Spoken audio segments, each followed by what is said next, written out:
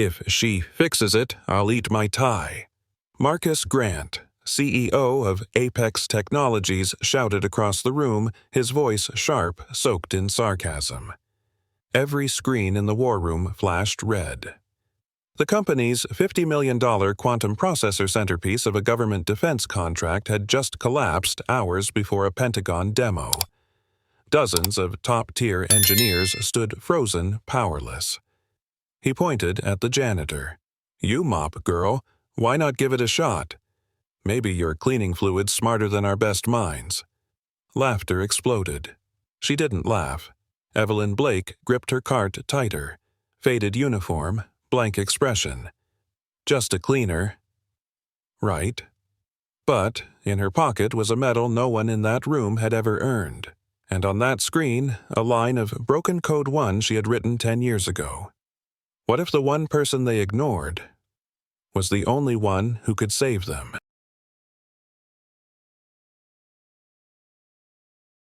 Evelyn Blake moved through the marble corridors of Apex Technologies like a ghost. Her sneakers made no sound on the polished floors she cleaned each night. At 34, she carried a quiet beauty, soft features framed by tightly tied blonde hair, and eyes the color of deep ocean, always watching, never noticed. Her janitor's uniform hung loose, faded from hundreds of washes. But she wore it with something rare dignity. She never missed a shift, never spoke unless spoken to, always arrived at 4 a.m. before sunrise to clean rooms filled with people who never looked her way. Only the custodial staff even knew her name. To the rest, she was just the mop girl. But in the small break room locker hidden inside her jacket was a silk-wrapped medal, the National Medal of Technology and Innovation. No one had asked how she got it, and she wasn't offering answers. Not yet. Every morning, Evelyn woke in silence. Her apartment in Phoenix was bare, no posters, no furniture beyond the essentials. One photo frame sat on a dusty shelf face down. It hadn't been turned over in 3 years. At 4:00 a.m., sharp she rose like clockwork shower uniform black coffee keys. Then, always the same last ritual. She slipped her hand into her jacket and felt the pouch. Inside, a cool, smooth weight wrapped in aging silk. The National Medal of Technology. She never looked at it, didn't need to. The weight alone reminded her of who she used to be. At Apex, she was just the ghost lady. She ate alone, spoke little, and appeared wherever she was needed without ever being called. And when her shift ended, she disappeared again. No one knew where she went, but every night she did the same thing. She returned to the lab, but not to clean. Most nights after her shift, Evelyn slipped into the quantum computing lab. The engineers assumed she was cleaning. She was, but not the way they thought. While she wiped down screens and desks, her eyes scanned lines of code scrolling across glowing monitors. Algorithms, simulations, failures. To the others, they were abstract puzzles. To her, they were poetry once written by her own hands. Sometimes she'd pause mid-wipe lips, moving silently as she traced the logic solving in her mind what they couldn't fix on screen.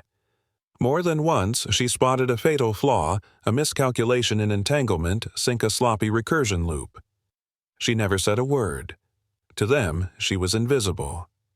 To the code, she was still home. But why would someone with that mind be cleaning floors? 10 years ago, Evelyn Blake wasn't a janitor. She was a name whispered at MIT and feared in Silicon Valley. 10 years ago, Evelyn Blake was hailed as a prodigy. At 24, she created the Blake matrix algorithm, a breakthrough in quantum computing so revolutionary that MIT built a new department just to explore it. She was offered the dream full creative freedom at Quantum Dynamics Corp. Unlimited resources, and a co-founder who shared her vision and her heart, Daniel Cross. Together, they built the Q7 processor. Their lab pulsed with whiteboard equations, midnight coffee, and whispered promises of a future they'd shape together, until the night before the launch.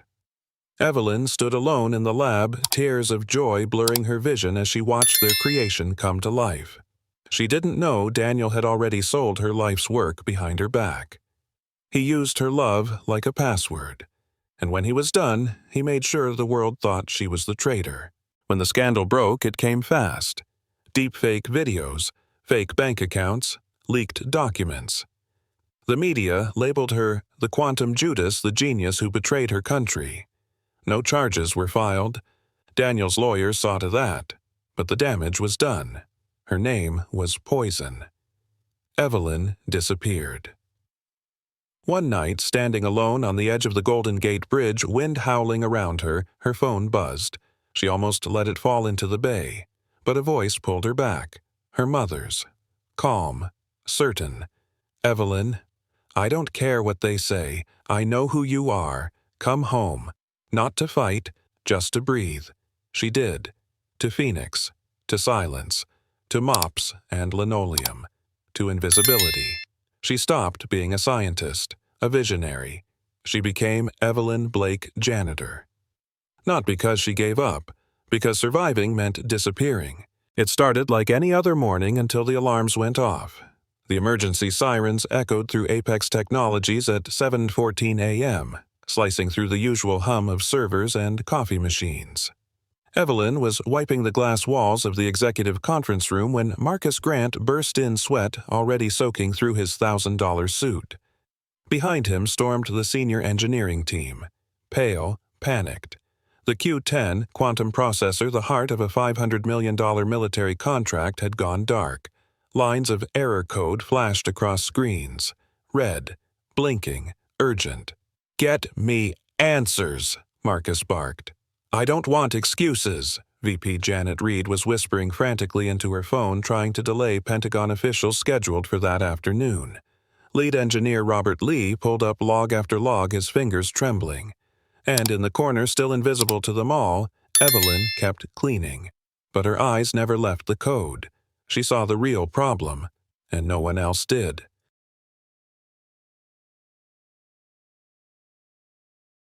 Hours passed. The room grew hotter, tenser. Engineers huddled over terminals, sweat on brows, eyes wide. Brian Keller, the lead software director, threw out solution after solution code patches, emergency restart system bypasses. Nothing worked. Janet Reed whispered, "Pentagon's moved up the demo. We've got 2 hours." Marcus slammed a fist on the table. "Then fix it, or we're all done." Meanwhile, Evelyn moved silently around the room, collecting coffee cups, wiping tables, pretending not to hear the rising panic. But her eyes were locked on a single terminal. Line 3, 847.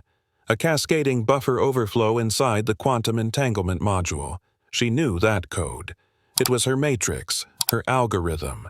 And someone had implemented it wrong. They forgot the phase correction factor. A simple mistake, deadly in quantum systems, and Evelyn. She could fix it in under 5 minutes, if she chose to speak. Evelyn stood just feet away from the crashing system, closer to the answer than anyone in the room. Her heart pounded. She could fix it. She wanted to fix it. But her feet refused to move. 10 years of silence gripped her like chains. The memory of headlines, "Quantum Judas Traitor in a lab coat," flashed behind her eyes. She imagined them laughing again. Not just at her work, but at her face, her name. If she stepped forward now, would they even believe her? Her hands trembled at her sides. She clenched them. She could hear the engineers' voices blurring together, frantic, desperate, out of sync. She knew the exact line of code they missed. She could rewrite the fix in her sleep. But Evelyn said nothing. She let them fail. Because sometimes silence feels safer than being right. The pressure hit boiling point. Error codes danced across every screen like sirens in a storm. Engineers shouted over one another, contradicting fixes, panicked guesses, command lines flying and failing. Marcus Grant stood in the center of it all, face red tie, loosened jaw clenched. "Enough," he barked. "We have the best team money can buy, and we can't fix a single damn glitch." Silence. Then his eyes shifted to the quiet figure in the corner, Evelyn. Still cleaning, still watching, still invisible. But this time, he saw her. Marcus's lips curled into a cruel smirk. You know what this room needs, he said loudly. A fresh perspective. He pointed directly at her. You, mop girl, step up. The engineers turned. Laughter flickered on a few lips. Evelyn froze. The moment she feared was here. Evelyn didn't move. Marcus's smirk widened. Oh, don't be shy now, he said, voice echoing through the room. You've been watching us flail all morning. Maybe you've absorbed some brilliance through osmosis. Uneasy chuckles rippled among the engineers, nervous, misplaced, but safe. Evelyn was an easy target. Brian Keller added, Careful, Marcus. She might void the warranty with her floor wax. Janet Reed smirked. Or maybe she can organize our quantum chaos like she organizes our trash cans. Even the interns laughed. Evelyn stood still. Eyes blank, heart pounding. Her ears rang, not from volume, but from memory. She'd heard this tone before. Mockery dressed as humor. Dismissal masked as leadership. She looked down at the mop in her hand. Was this who they really saw? Just a uniform? A nobody. Marcus stepped closer. Go ahead, he sneered. Show us your expertise, Miss Janitor. Then he reached for the towel. Marcus grabbed the towel from the table, a used rag Evelyn had set down earlier, and flung it at her feet. There. Clean this up too, genius. The dirty cloth struck her leg and dropped limp on the polished floor. The sound it made was soft, almost nothing. But in the silence that followed it thundered. No one laughed now. Some shifted uncomfortably. Others looked away.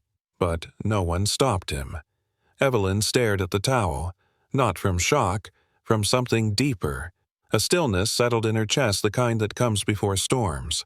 Her fingers twitched. 3 years of humiliation, 10 years of silence, and now this Marcus leaned in smug. Can you even read Code Sweetheart? Or should I draw you a cartoon? Evelyn slowly knelt to pick up the towel. But she wasn't broken. She was reloading. Marcus chuckled, stepping back like a showman addressing an audience.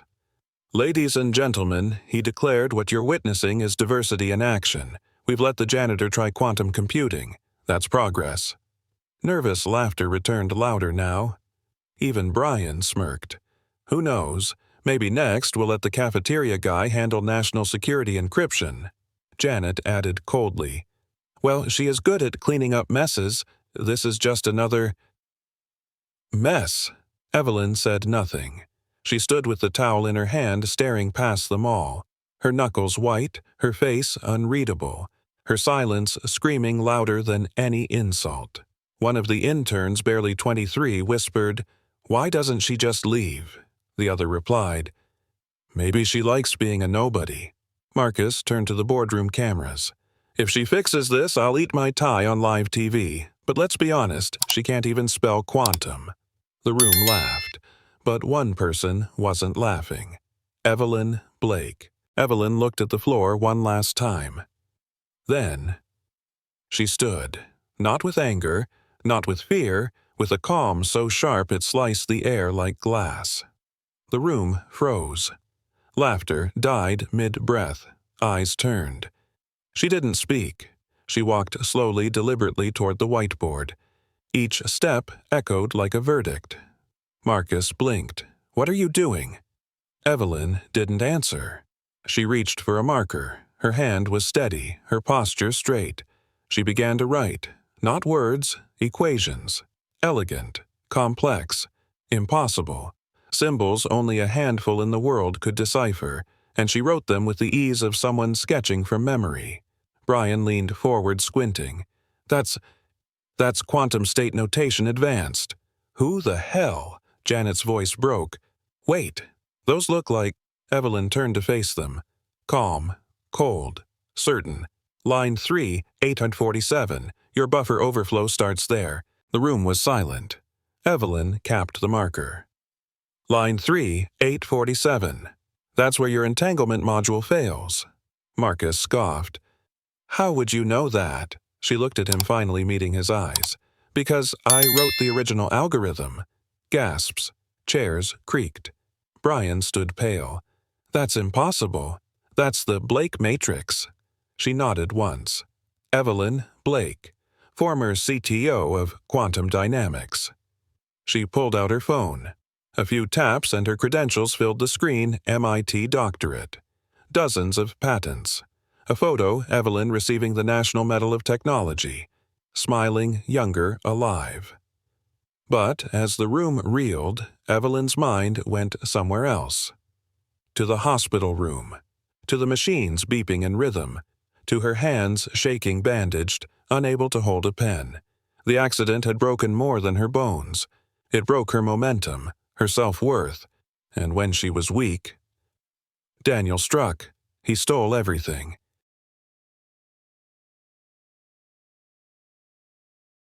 Evelyn's gaze drifted past the stunned room.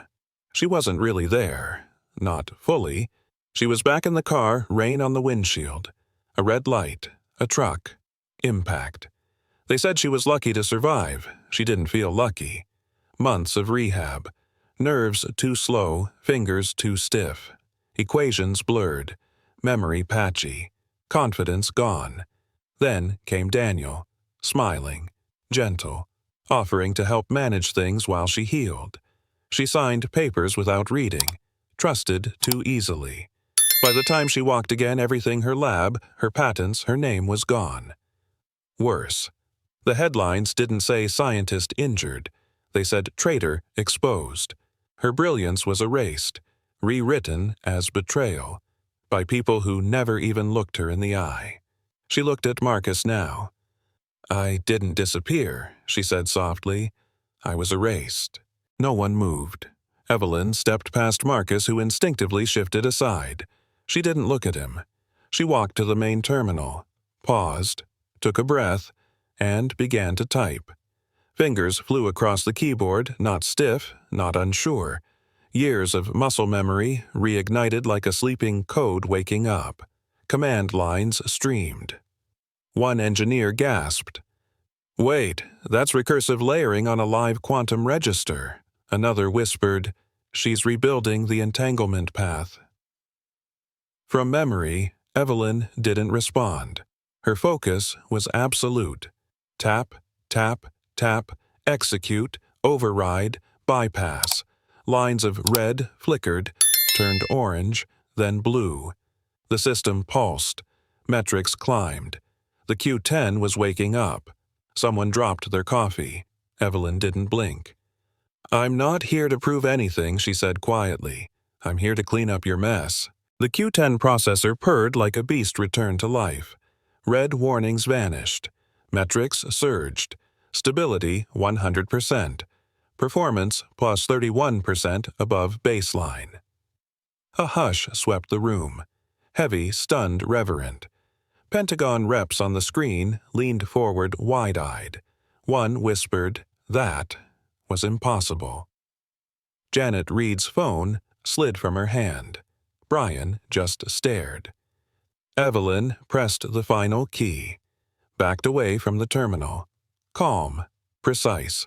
Then she turned, looked at them all, and said, "I didn't just fix your machine." She pointed to the core code now displayed Blake Matrix V2. "This isn't your system. It never was. It's mine. I built it. I remember it, line by line." Silence. Marcus opened his mouth to speak, but found he had no words.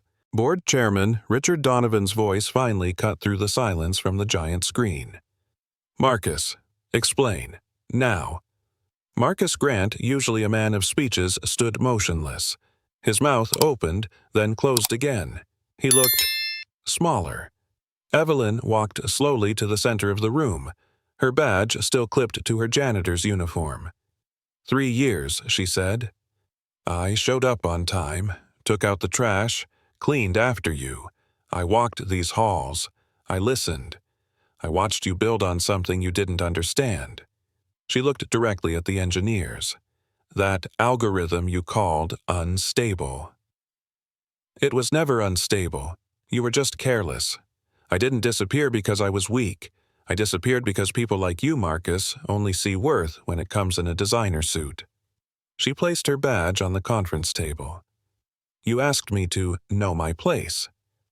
She smiled just slightly. This is my place. I built the ground you're standing on. The silence cracked this time with panic. Marcus stepped forward, forcing a laugh. Okay. I was out of line.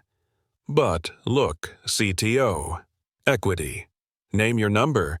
We need you. The board needs you. He gestured to the screen where anxious directors now nodded in unison. We'll issue a press release. Full apology. Restore your name better than before. Evelyn tilted her head. Better than before, her voice was quiet, sharp. You mocked me in front of this entire room, called me stupid, asked if I could even read. Now you're offering me a title like a treat for a dog that fetched your ball.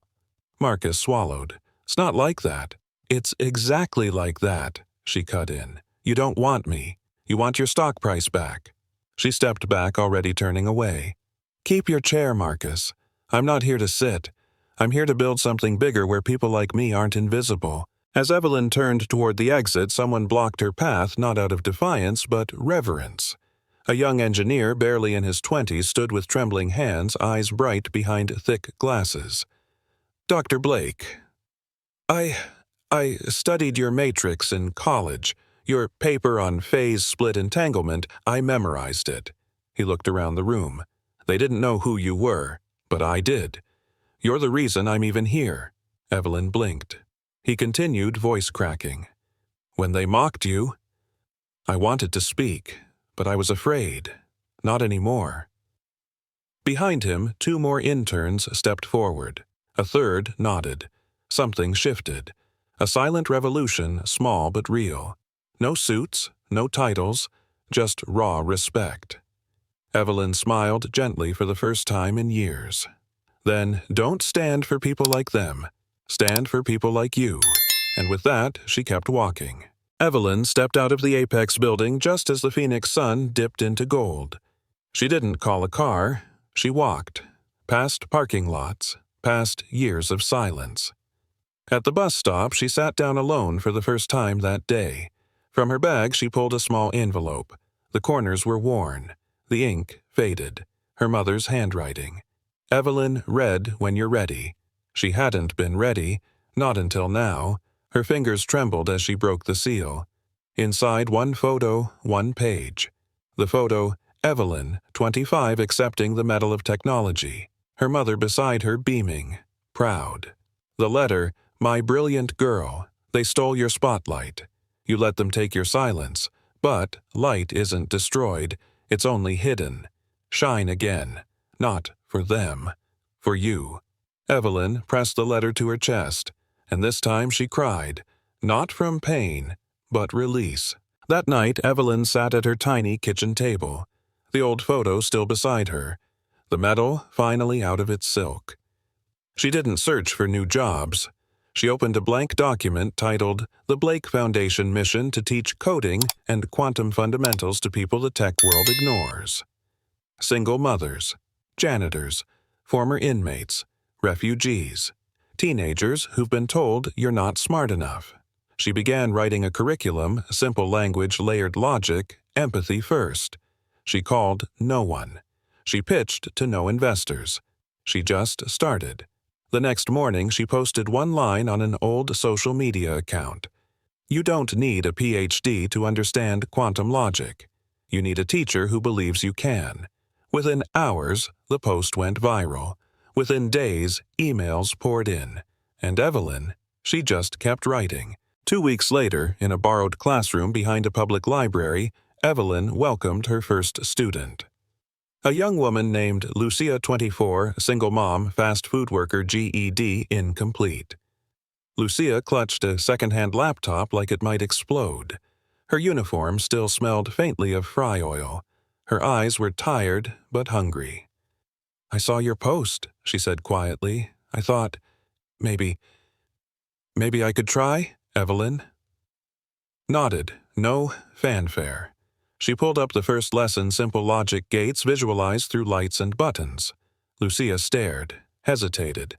I'm not smart. I barely passed high school math. Evelyn smiled. Neither did Alan Turing. Intelligence isn't about grades. Lucia clicked. A light blinked on. Her eyes lit up with it. I got it. You got it. But it's just one thing. Evelyn leaned in, gentle but firm. One light is all it takes to end the dark. The Blake Foundation's tiny site now hosted over 3,000 sign-ups. Volunteers stepped in. Retired programmers, disillusioned teachers, people who remembered what it meant to believe in someone. But as Evelyn adjusted a whiteboard in a community center one afternoon, her phone buzzed. Stanford, MIT, TED, Wired, all wanted her. Keynote slots, covers, funding. Even a tech giant offered to partner on her foundation with branding, of course. Her inbox overflowed with phrases like, "Finally ready to welcome you back. Let's rebuild your legacy. Time to retake your place." She stared at the screen, then looked up. Lucia was helping a 60-year-old immigrant understand JavaScript loops. Laughter filled the room. No suits, no applause, just people learning to see themselves differently. Evelyn smiled. "Close the email. My place," she whispered. "I'm already in it." It was a quiet Tuesday. Evelyn was reviewing logic exercises when someone knocked on the door of the community center classroom. She looked up. Brian Keller, former software director at Apex. The same man who once laughed as Marcus mocked her. Now no tie, no badge, just a man holding a notebook looking 10 years older. He stood awkwardly at the threshold. "I heard you were teaching." She nodded once. "You're welcome to sit." He hesitated. "I mean, back then." "You don't have to explain," she interrupted gently. "You're not here to be judged, you're here to learn." Brian exhaled almost in disbelief and sat at the back. Lucia handed him a worksheet. Evelyn wrote on the board, "If, then turned to the class. Being wrong isn't the worst thing. Refusing to learn is." The board was a mess of arrows, loops, and question marks. Lucia stood with a marker trying to solve a logic puzzle Evelyn had drawn. A vending machine algorithm that only accepts prime number coin combinations. Everyone was huddled around the board, laughing, debating, scribbling ideas. Even Brian surprisingly jumped in. Weight 7 and 13 is 20, not prime, but 5 and 17. "That's 22, damn it!" Lucia burst out laughing. Evelyn watched from her seat arms, crossed lips twitching. "You're all missing the recursive reset after state P," she said. They turned to her. "Oh, that's evil. That's brilliant." Then Evelyn laughed. Out loud. Not polite, not careful, just free. The room stilled for a second. Then everyone smiled. Lucia whispered to Brian. She laughed. He nodded. Yeah. And she meant it. That night, Evelyn checked her inbox. Buried between volunteer rosters and lesson plans was an email, no subject, no company tag. Just a name. Talia K. MIT sophomore. She clicked. "Dr. Blake. We haven't met, I'm just a student. But your matrix changed everything for me. I've been working on a new qubit stabilization method. My advisor asked me where I learned the recursive phasing trick. I told her it wasn't in a textbook. It was buried in a comment inside a 12-year-old piece of open-source code, authored by E. Blake." Evelyn sat back. "I printed it out. I keep it on my wall. Not the algorithm. The comment. It said, 'Simple doesn't mean stupid. It means elegant.'" The email ended with, "Thank you. For writing like you knew I'd come looking, and for leaving the light on." The flyer read, "Quantum for Humans. A class for learners over 60. No math background needed, just curiosity." It was taped to a senior center bulletin board. Some chuckled. Most walked past. But on the first day, 6 showed up.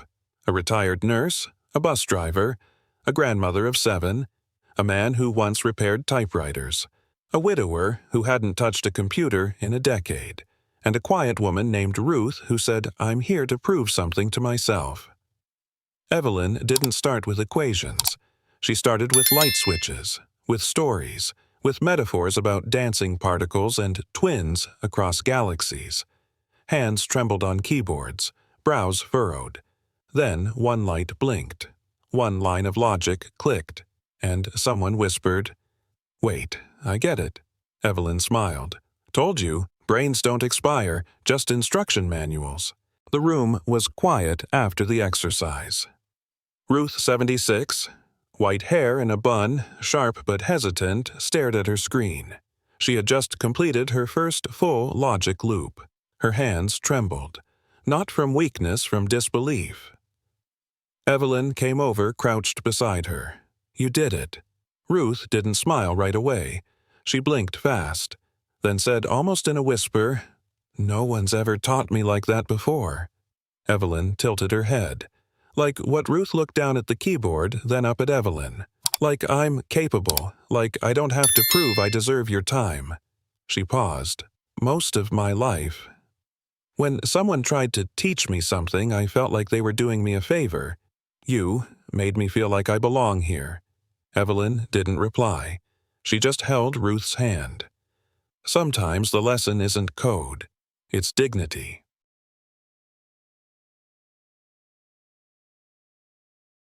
The email came from a national network. "We'd like to feature your story in a special primetime interview." Redemption. Comeback. Genius reclaimed. Producers called it a public resurrection. Evelyn looked at the schedule. Filming date same day as her Friday seniors group final session. Ruth had been preparing all week. She stood in her kitchen that night holding the offer, then glanced at her fridge. Taped, there was a hand-drawn thank you card from Lucia's son and a crumpled note from Brian. "Thanks for giving me a second first chance." She closed her laptop. Next day, a reply, "Thank you, I'm honored. But the people who need to see me already do. I found my spotlight. It's just a little dimmer and a lot more honest." She pressed send, then packed her bag for class. The classroom was decorated with paper stars, handwritten code snippets, and one cardboard banner. End of Module 1. Beginning of everything else. Evelyn stood at the front holding a box of folded letters, each written by the students addressed to themselves. She called them one by one. Ruth stepped forward. Read aloud. "Dear me, look what you just did. You learned to think like a machine and feel like a human again. Don't stop." Lucia wiped her eyes. The typewriter repairman hugged his worksheet. There were no diplomas, no grades, only promises. Each person took their letter, folded it again, tucked it into their pocket. Evelyn didn't give a speech. She just looked at them and said, "I never wanted to teach code. I wanted to teach people that they were never too broken to learn. You didn't graduate today, you remembered who you are." The call came on a rainy Wednesday. A quiet voice said, "Dr. Blake, I'm calling on behalf of the Department of Education." Pause. "We'd like to consult with you. Your foundation has reached rural districts, veterans programs, seniors, immigrants. It's inspiring." Evelyn listened. They continued. "We're forming a national task force on alternative tech education. We want your methods, your input, maybe even your leadership." She looked at the classroom around her. Whiteboards stained with dry erase ghosts, sticky notes on old desktops. Ruth helping someone spell console log. She turned back to the phone. "Only if I set the terms." Surprised silence. "If you want to fix education," she said, "you start by listening to the people you forgot to teach. No labs, no PR, just a folding chair and a notebook. Let's begin there." The room was long cold official. Glass pitchers, stainless microphones, rows of suits and titles. Evelyn stood at the front, no slides, no briefcase. She opened her old leather bag and placed something on the table, a shoebox. Inside, folded letters, dozens. Each one from a student in her foundation. She picked one at random. This is from Tomas. 68. Former warehouse worker. Never touched a keyboard until last year.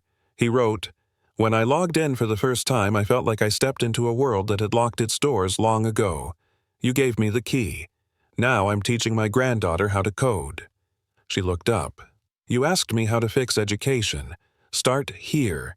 Not with funding, not with metrics. Start with the courage to believe they can, and the humility to admit we stopped believing too soon." The hearing had ended. Voices quieted. Chairs pushed back. Evelyn gathered her things. Letters neatly returned to the box. A woman in a gray blazer approached her. Not a reporter, not a politician. Just someone holding something inside. "Dr. Blake," she said softly. "May I ask something?" "Off the record?" Evelyn nodded. "My mother. She's 67. Dropped out of school at 16 to raise her siblings. Now she just watches news. Reads tech articles she doesn't fully get. Last week she showed me your post, the one about recursion." She smiled. The woman paused. "Do you think?" Someone like her can still learn. Evelyn didn't answer immediately. She reached into the box, pulled out a letter, handed it to the woman. "This one's from Ruth. 76. She just debugged her first JavaScript loop?" Evelyn smiled gently. "Yes. Not only can she learn, she might even teach you something back."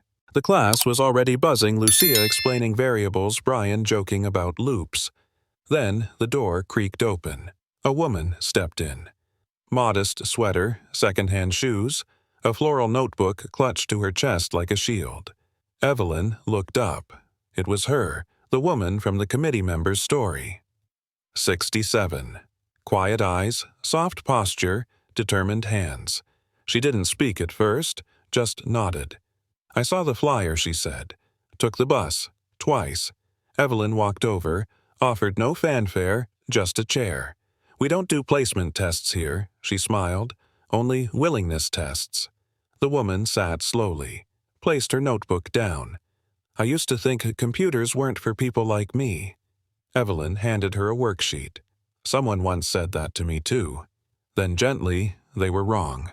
The woman's fingers hovered above the keyboard, her breath shallow.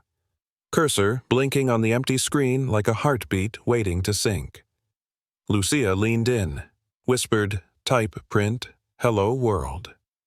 Slowly, one key at a time. PRINT. Her fingers trembled. Evelyn watched from a few steps away. She wasn't in the room anymore. She was 24 again. Post-accident, hands bandaged, mind blurred.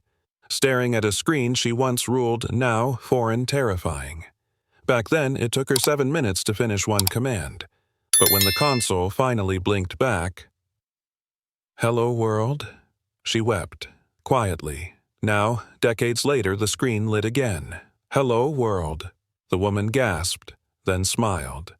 Evelyn blinked away the blur in her vision. "Welcome," she whispered. "You just told the world you're here." The headlines exploded. Quantum Queen rebuilds from broom closet, from janitor to justice. Evelyn Blake's coding revolution, the genius who came back quietly and loudly, changed everything. Cameras waited outside the center. Reporters called her foundation the salvation of grassroots tech. But inside the classroom, Evelyn just passed out markers. A senior student asked, "Why don't you do more interviews?" She paused. "Because it's not about me." She faced the only camera she allowed. One local journalist, one honest mic. "Don't call me a comeback genius. Call Lucia a teacher now. Call Ruth a coder. Call Tomas a grandfather who wrote his first loop at 68. Then, quietly, I didn't return. I just stopped hiding. Outside, cameras kept waiting. Inside a screen blinked print, "I believe in me." And Evelyn smiled, not at the press, but at the line that changed everything. Friday afternoon. Instead of whiteboard markers, Evelyn handed Lucia a folder. Brian received the attendance sheet. "Tomas, the projector remote. You're in charge next week," she said. Calm, clear. Ruth blinked. "You're not coming?" Evelyn smiled. Not for a while.